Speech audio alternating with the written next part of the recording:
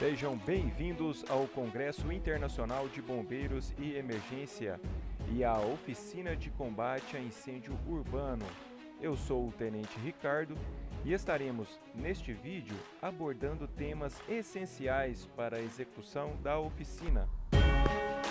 O objetivo da oficina: preparar os participantes quanto às orientações e os pressupostos teóricos e práticos do combate a incêndio urbano, permitindo-os conhecer os aspectos físicos, químicos e dinâmicos do fogo. Quanto à execução do treinamento, fique tranquilo. Temos uma equipe de instrutores formados para lhe proporcionar segurança e garantir que o conhecimento seja adquirido. Toda atividade é controlada, seguindo os protocolos nacionais e internacionais. Ressalto que a oficina está baseada na norma operacional número 15, que reúne todos os aspectos da atividade. Durante o treinamento no simulador de incêndio container, simulamos um quase flashover, ou seja, a generalização do incêndio. Vocês participantes serão confrontados com visibilidade restrita devido à saturação de fumaça, calor extremo, vapor de água, chamas reais. Isso propicia um treinamento mais realista para uma melhor atuação nas ocorrências de incêndio. Mesmo com essas condições extremas do ambiente, o treinamento é feito de maneira segura e controlada. Para a realização da atividade, a mesma foi fragmentada em 11 etapas, num total de 4 horas. Para tanto, contamos com a colaboração de todos, para que assim alcancemos este objetivo. A primeira etapa, a equipagem com o EPI 03, já foi realizada pelos senhores e estamos no vídeo explicativo da atividade. Após o término dessa, os instrutores irão orientá-los. O container fase 1 é essencialmente um laboratório, onde o comportamento do fogo pode ser observado de um ponto avançado aproximadamente 1 metro acima da câmara de observação, conhecido como câmara de combustão. Ele foi concebido para ajudar a aumentar o conhecimento sobre o comportamento do fogo. O container fase 2 é utilizado para a observação e ataques à camada de fumaça e ao fogo. Possui 12 metros de comprimento por 2,5 de largura, que proporciona ao instruendo visualizar uma situação de pré-flashover. Essa instrução aborda conhecimentos conceituais sobre a formação do fogo, seu desenvolvimento, até o momento mais crítico, que é o comportamento extremo da combustão. Este vídeo explicativo tem como objetivos orientar quanto ao comportamento do fogo e da fumaça, mostrar a dinâmica do incêndio, orientar quanto aos comportamentos extremos do fogo e orientar quanto à atividade do container relacionando-a com a teoria.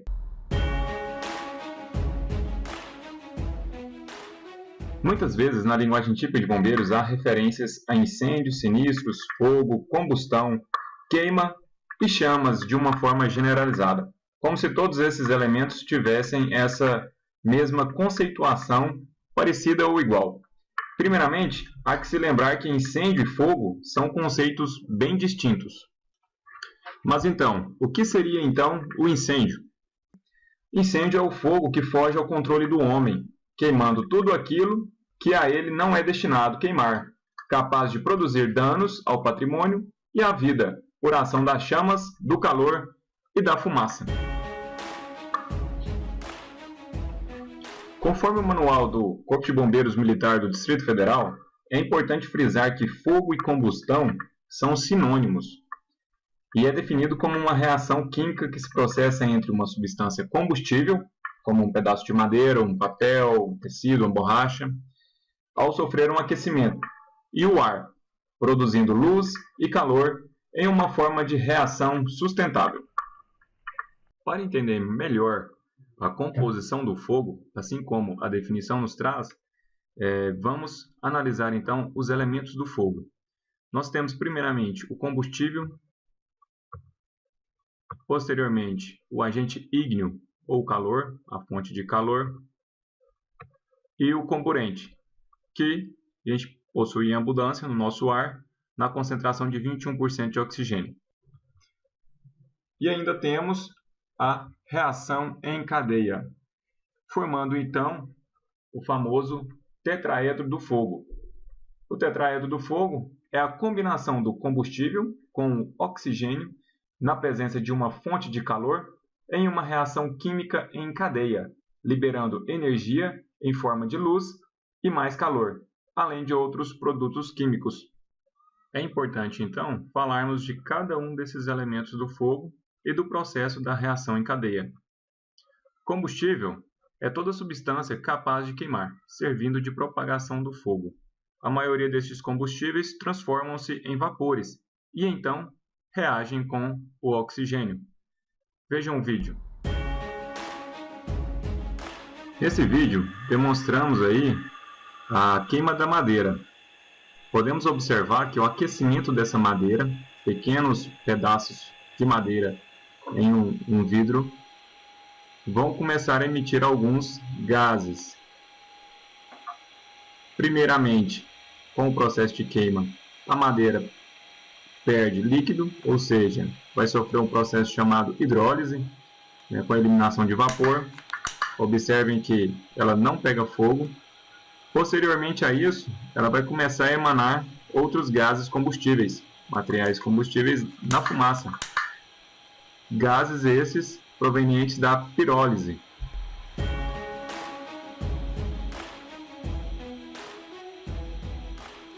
Mais adiante veremos que a fumaça, ao encontrar uma fonte de calor, ela vai entrar então em ignição.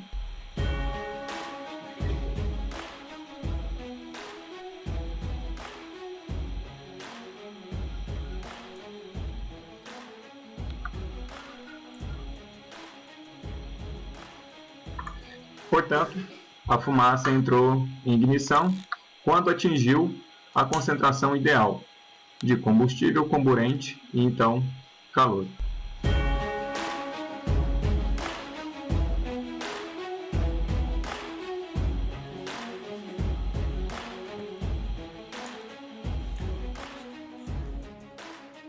O comburente é o elemento que possibilita então vida às chamas e intensifica a combustão.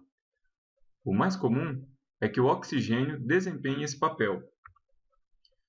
No ar, nós encontramos então, numa porcentagem de 21%, esse oxigênio. Justamente assim, é o comburente mais comum.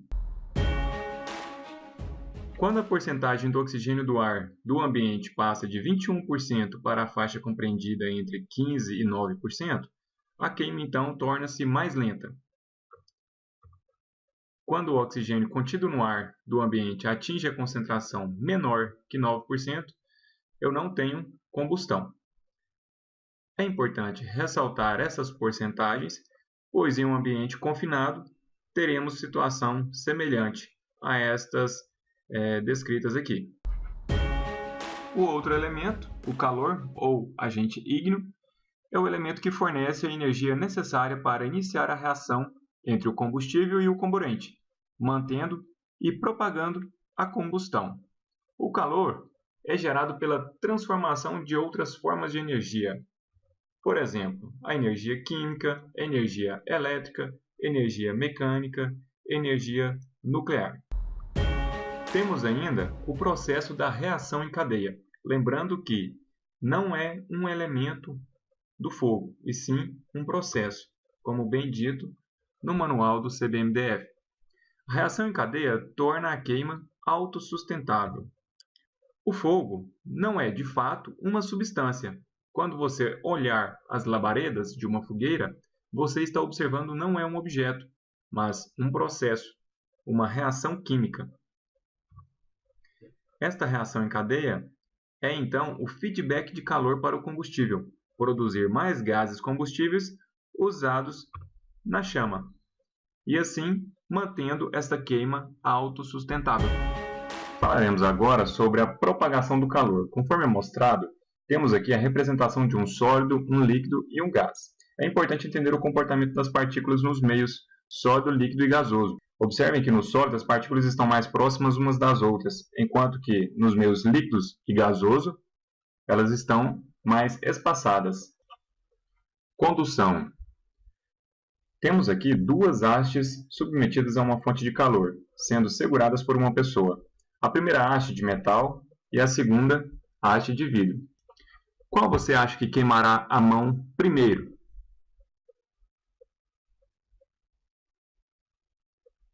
Isso, a haste de metal. Mas por que a haste de metal e não a de vidro? Porque metais são melhores condutores do que vidros. Vidros não são tão bons condutores. Observe a haste de vidro, aqui mostramos a agitação das moléculas quando submetidas a uma fonte de calor. A energia transferida agita as moléculas e lentamente vai sendo transferida às demais. Isso ocorre porque sólidos são bons condutores. Suas partículas estão muito próximas umas das outras. Mas então, e os líquidos e os gases? Eles conduzem, mas não muito bem, pois suas partículas são muito espalhadas e as colisões entre elas não acontecem muitas vezes. Agora temos a haste de metal. O metal é um ótimo condutor. Observe a agitação das moléculas, como a energia é transmitida molécula a molécula de forma muito rápida. Isso é o que ocorre quando seguramos um metal aquecido. Ele aquece rapidamente, podendo provocar diversos danos. Convecção. Então, o calor não pode ser transmitido por condução em líquidos e gases. Mas, o calor pode ser transferido por convecção. Então, é importante ressaltar que a convecção ocorre somente em fluidos, líquidos e gases, não ocorrendo no meio sólido. Nós temos um exemplo agora, que é uma sala de aula onde foi colocada uma fonte de calor. Observem que temos aí o fenômeno da convecção. A descrição e explicação desse processo é simples. Quando uma certa massa de um fluido é aquecida, suas moléculas passam a mover-se mais rapidamente, afastando-se em média umas das outras. Como o volume ocupado por essa massa fluida aumenta, a mesma torna-se menos densa. A tendência dessa massa menos densa no interior do fluido, como um todo, é sofrer um movimento de ascensão, ocupando então o lugar das massas do fluido que estão a uma temperatura inferior. A parte do fluido mais fria, mais densa, move-se para baixo, tomando o lugar que antes era ocupado pela parte do fluido anteriormente aquecido. Esse processo se repete inúmeras vezes enquanto o aquecimento é mantido, dando origem às chamadas correntes de convecção. São as correntes de convecção que mantêm o fluido em circulação. Irradiação de calor. Nós falamos até agora sobre a condução e a convecção, onde falamos da transmissão de energia através do comportamento das moléculas de sólidos e fluidos. Mas nós sabemos que a energia transmitida pelo Sol é absorvida por nós aqui na Terra, sendo que no espaço temos apenas o vácuo. Então, como que a energia do Sol chega até nós? Isso se deve à irradiação, a radiação infravermelha e a irradiação de calor. A irradiação é a propagação de energia, calor, sem que haja a necessidade de um meio material para que isso aconteça. Falaremos dos mecanismos de ignição. Nós temos aqui um combustível sólido. Ao aproximar então uma fonte de calor, o que vai me ocorrer é a pirólise, ou seja, a decomposição térmica. É importante ressaltar que o objeto ele irá pirolizar independente da presença de comburente, mas não irá ignir.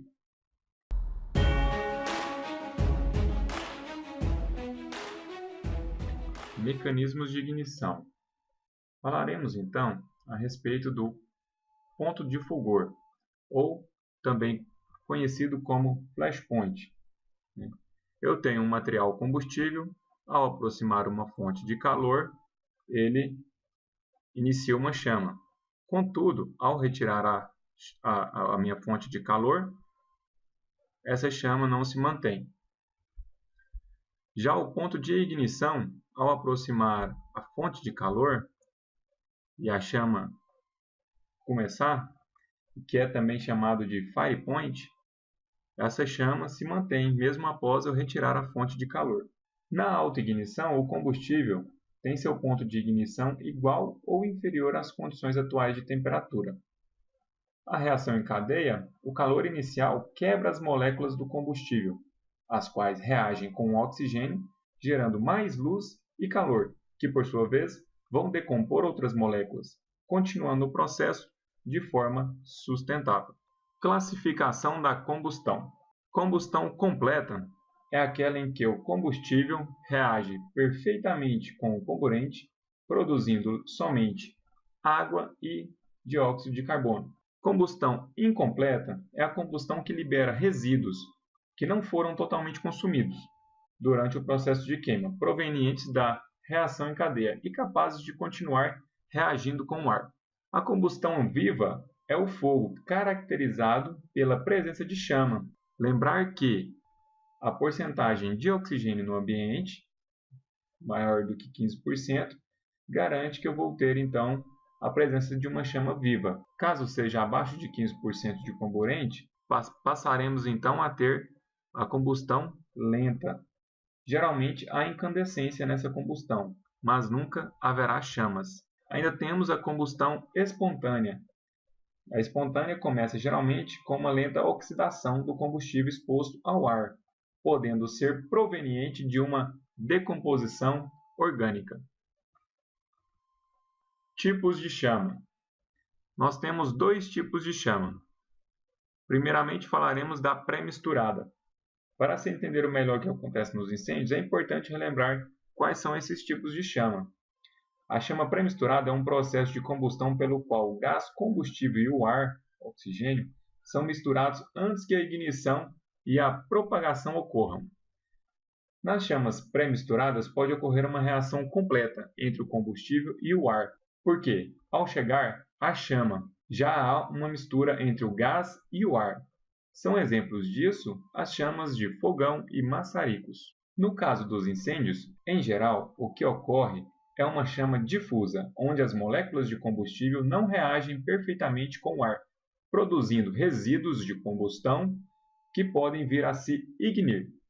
Nestes casos, há produção de luz, calor e fumaça. E é nesta que se irão acumular os átomos e moléculas instáveis resultantes deste tipo de queima. Por esse motivo, também é chamada de combustão incompleta.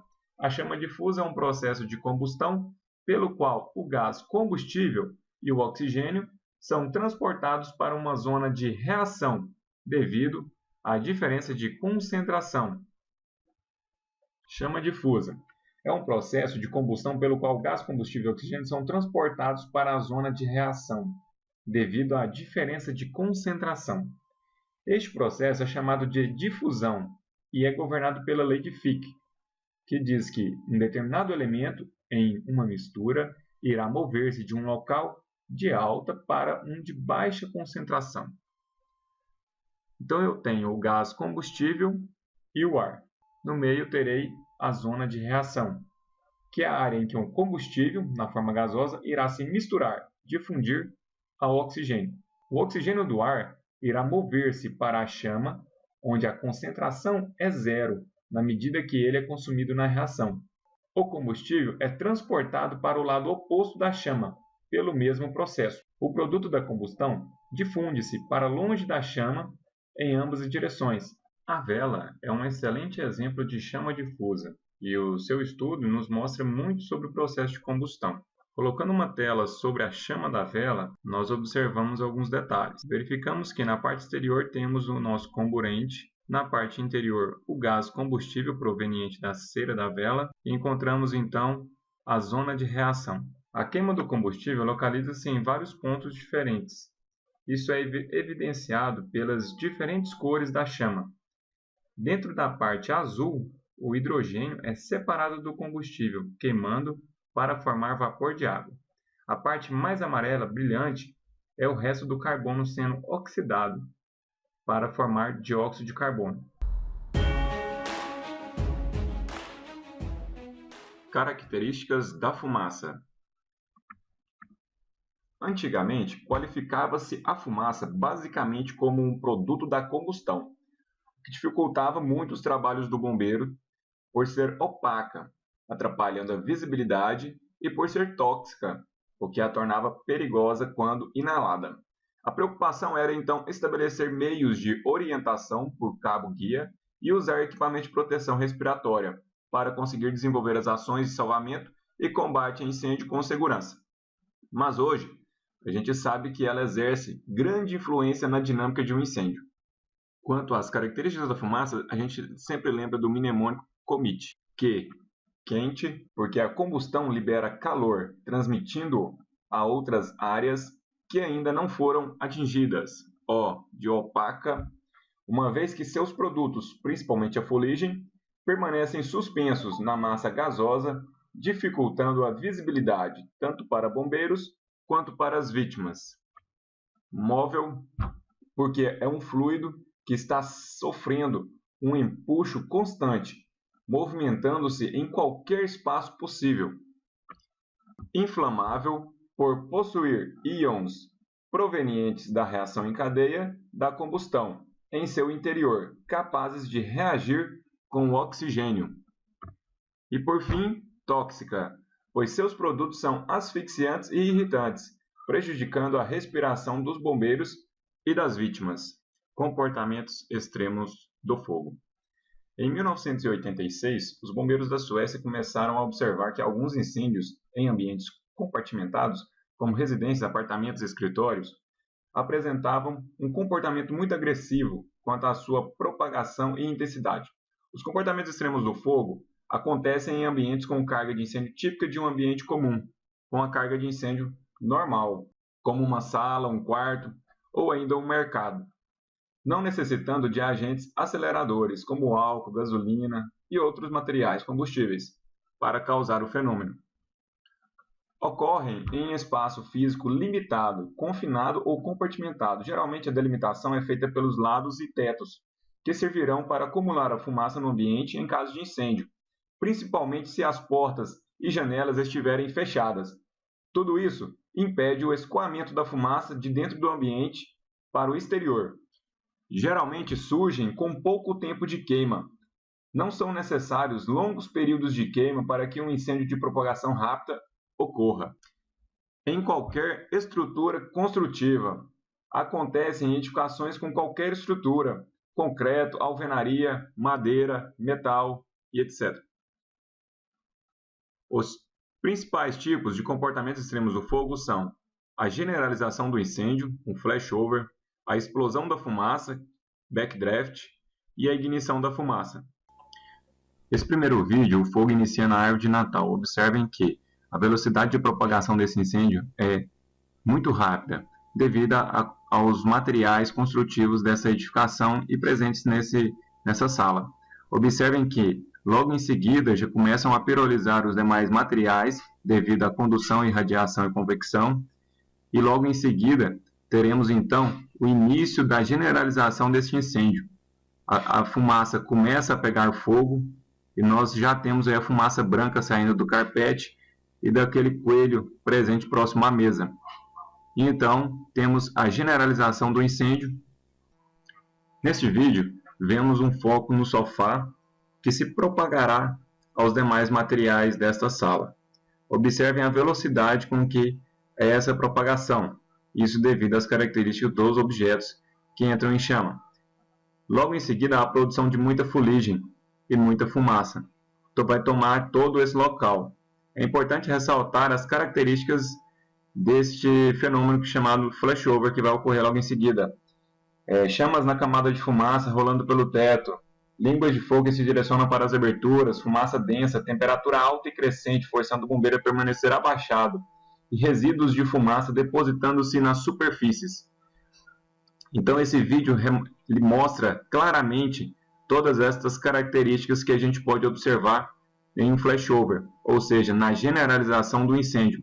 Observem a necessidade de permanecer abaixado num incêndio como este, devido às características presentes na fumaça, como dito anteriormente. Observem então a fumaça pegando fogo, as línguas de fogo. Neste vídeo de treinamento, observamos então a ignição da fumaça em contato com uma fonte de calor, e ela já inicia um processo de queima, pegando fogo e podendo transmitir o incêndio para outro local. Observamos também a ocorrência do famoso chamado backdraft. O backdraft é a deflagração rápida e violenta da fumaça aquecida e acumulada no ambiente pobre em oxigênio.